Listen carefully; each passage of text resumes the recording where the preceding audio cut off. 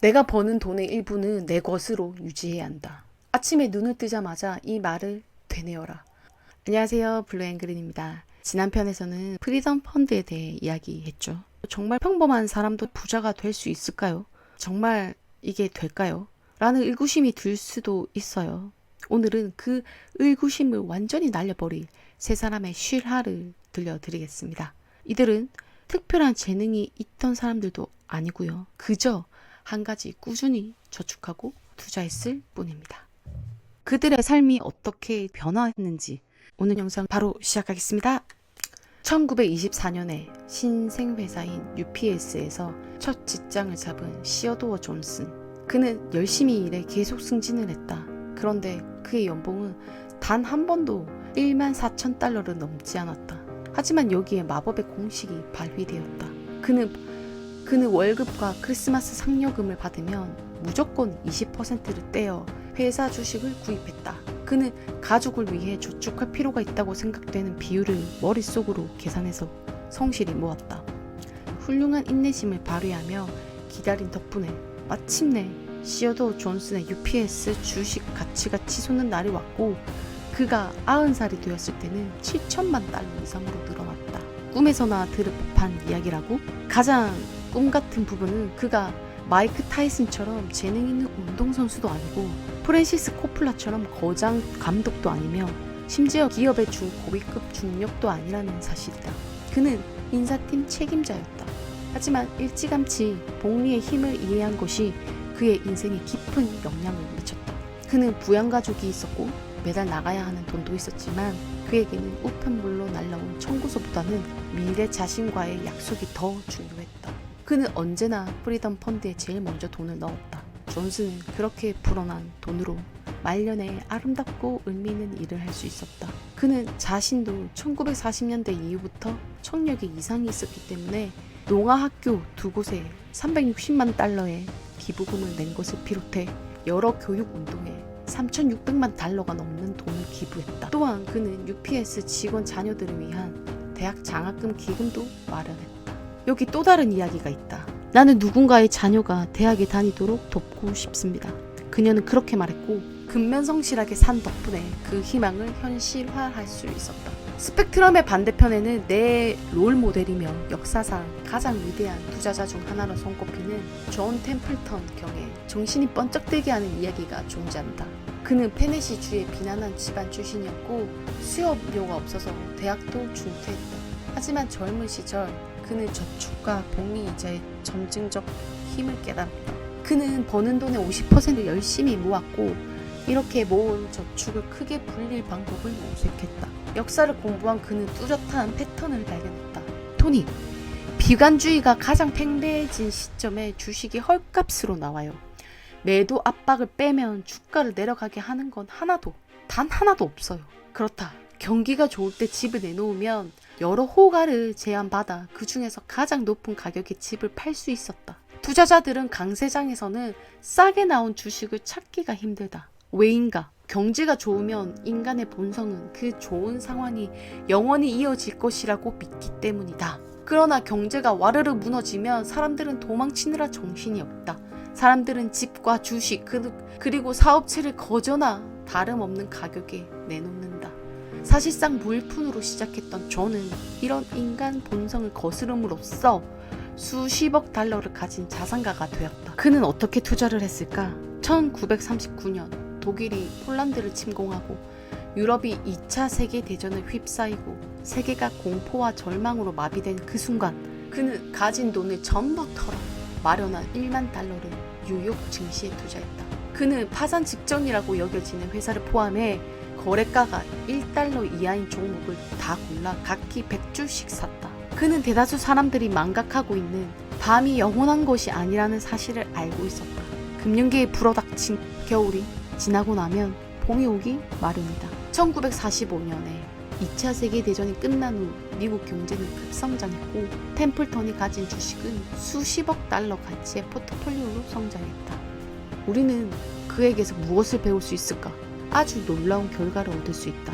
역사는 내리막의 두려움이 팽배해진 경기의 가장 위대한 투자와 승리의 기회가 존재한다는 사실을 입증한다. 템플턴은 소득이 많지 않더라도 절반을 열심히 저축한다면 언젠가는 어떤 투자 기회든 높은 곳에 도달한다는 것을 알고 있었다. 그러나 더욱 중요한 점은 그가 세계 최고 독지가 중 하나가 되었으며 영국 시민이 된 이후에는 영국 여왕으로부터 노고에 대한 자귀까지 받았다는 사실이다. 심지어 그가 남긴 나눔의 유산은 그가 죽은 후에도 계속 이어갔다. 그가 교부한 기부금은 7천만 달러로 10년 동안 노벨상 수상자에게 돌아간 상금보다도 많았다. 시어도어 존스의 이야기가 전하는 교훈은 무엇인가? 재무 관리의 천재가 되지 않아도 재무적 자유를 얻을 수 있다. 존 템플턴의 경험이 우리에게 주는 교훈은 무엇인가? 이 새 현명한 투자자에게서 우리는 무엇을 배울 수 있을까? 단순하지만 저축 강령을 성실히 지키고 월급날의 수입의 일정 부분을 먼저 떼내어 자신에게 제일 먼저 지급한다면 복리의 힘이 발휘되는 순간 상상도 못할 높은 곳에 도달할 수 있다. 아멜리아 에어하트는 이렇게 이야기했다.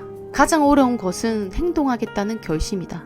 나머지는 끈기만 있으면 된다. 자, 이제 묻겠다.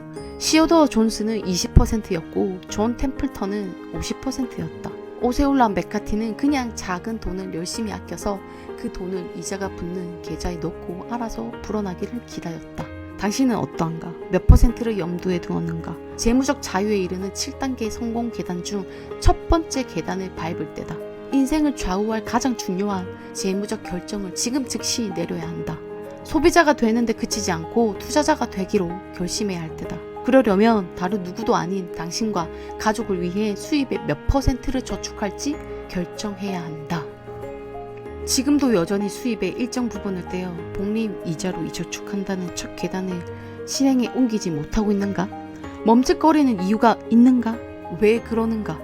혹시 저축을 오늘과 내일에 자신에게 선물을 준다고 생각하지 않고 희생이라고 보기 때문인가? 내 친구인 UCLA 에던스 경영대학원의 슈러먼 버나치는 이런 상황을 이렇게 말했다. 토니, 문제는 사람들이 미래를 진짜라고 느끼지 못한다는 데 있어. 그래서 미래를 위한 저축을 하기가 힘든 거야. 여기에 깔린 단순하지만 강력한 전제는 지금 당장은 너무 힘들어 저축을 늘리기가 힘드니까 다음에 월급이 오를 때까지 기다리면 된다 라는 식이다. 과학자들이 현재 편향이라고 부르는 즉각적인 만족에 대한 해결책을 찾아야 했다. 예를 들어보겠다.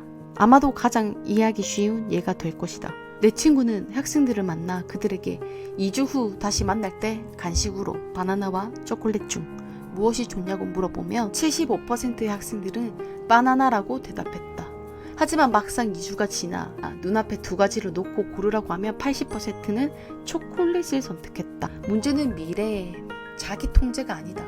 저축도 마찬가지다. 우리는 저축을 해야 한다는 것을 잘 안다. 내년에는 저축을 해야 한다는 사실도 잘 안다. 그러나 오늘은 나가서 소비한다. 우리 인간이라는 종은 내일보다는 오늘을 선택하도록 설계되어 있을 뿐만 아니라 무언가를 손해보는 것 같은 느낌을 굉장히 싫어한다. 또 다른 실험이 있다. 연구진은 원숭이에게 사과 하나를 주고 그들이 보이는 반응을 측정했다. 그들은 아주 신나했다. 다른 집단의 원숭이에게는 사과 2개를 주었다. 이 집단의 원숭이들도 크게 기뻐했다. 그런 다음 사과 2개를 준 원숭이들로부터 사과 하나를 뺏었다. 사과 하나를 남기기는 했지만 두 번째 집단 원숭이들의 반응이 어땠을 것 같은가? 짐작대로였다. 그들은 불같이 화를 냈다. 이런 일이 사람한테도 일어난다면? 평범한 사람들에게 이런 일은 얼마나 자주 일어날까?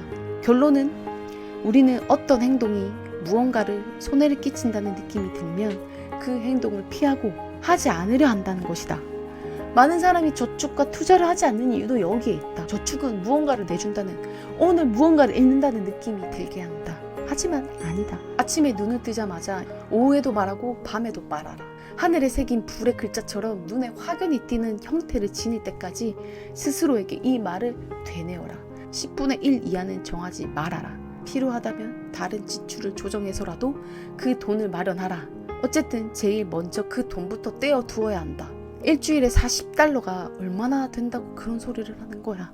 당장은 그런 생각이 들지 모르겠다. 하지만 일주일에 한 번씩 그 금액을 모으고 저축이 당신을 위해 일하게 한다면 은퇴 시기를 몇 년은 앞당길 수 있다. 간단한 셈을 해보자. 일주일에 $40라는 적은 돈을 저축해서 저축으로 전환한다면 1년이면 거의 $2,000가 모인다.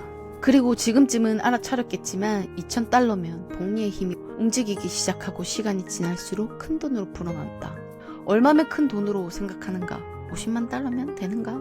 맞다. $500,000다. 어떻게 그것이 가능한가? 매년 복리 이자가 8%인 상황에서 매주 $40씩 저축한다면 40년 뒤 순수 수령액은 $581,944가 된다. 적은 금액이라도 꾸준히 저축을 실천하면 복리가 얼마나 커다란 힘으로 움직이는지 이제 조금 이해가 가는가? 일주일에 $40보다 더 공격적으로 저축할 방법을 찾는다면 $100씩만 모아도 돈이 가장 필요한 시기에 모아지는 돈은 $10,000,000가 차이가 난다. 이렇게 가장 중요한 저축의 각오를 다지지 않는 한 복리의 경이로운 힘은 한 발짝도 움직이지 않는다. 어쨌거나 투자에 미천이 있어야 투자자가 되건 말건 하지 않겠는가. 부후 창출을 향한 토대에 있어 월급 생활자와 투자자를 가르는 결정적 차이는 소득의 일정 비율을 자동으로 저축이 되게 하고 본인과 가족을 위해 절대로 그 돈을 건드리지 않는 행동에서 시작한다. 몇 %인가? 10%? 15%? 20%? 한도를 찾았으면 동그라미를 쳐라. 각오를 다져라. 실현하라. 자동화하라. 너무 복잡한 것 같은가? 알고 보면 아주 간단하다. 여윳돈을 넣어두는 것이라고 생각하지 마라. 그것이야말로 자신을 소중히 여기지 않는 확실한 방법이다. 그리고 수입이 크게 줄어 돈에 쪼들리며 저축을 미뤄도 된다고 생각하지도 말라.